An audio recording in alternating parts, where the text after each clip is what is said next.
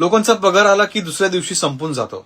बँकेमध्ये जमा काही राहत नाही, शिल्लक राहत नाही आणि म्हणून हा जो आकडा आहे हा हळूहळू कमी होत जातो. मित्रांनो, जमा आहे तुमची सॅलरी, तुमचं इन्कम, बँकेमध्ये सेव्हिंग राहत नाहीये. तर अशा वेळेस काय करावं?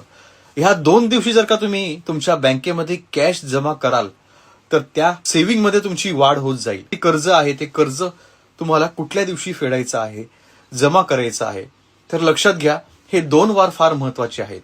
व्हिडिओ खूप महत्वाचा आहे. लाईक करा, शेअर करा, श्री स्वामी समर्थ कमेंट करत जा आणि सर्वांना आपले व्हिडिओ नक्कीच फॉरवर्ड करा. मित्रांनो, जर का तुम्हाला असं वाटतंय सेव्हिंग खूप वाढावी, तुमची दिवसांदिवस प्रगती होत राहावी, तुमचा खर्च कमी व्हावा, काटकसर तुम्हाला करायची आहे, परंतु तुम्हाला गुरुवारच्या दिवशी, बुधवारच्या दिवशी, ह्या 2 दिवशी आपल्या बँक अकाउंटमध्ये बँकेत जाऊन पैसे जमा करायचे आहे. कॅश असतील, 100 रुपयापासून लाख किती पण असतील, ते नक्कीच ह्या 2 दिवशी जमा करा मित्रांनो. आणि अनुभव तुम्ही नक्कीच सांगा, नक्कीच तुम्हाला फरक वाटेल. पैसा पण तुमचा हळूहळू वाढत जाईल, सेव्हिंग वाढत जाईल.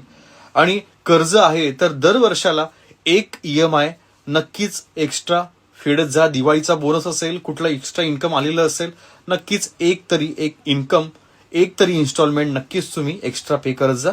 कर्ज लवकर कमी होईल. धन्यवाद.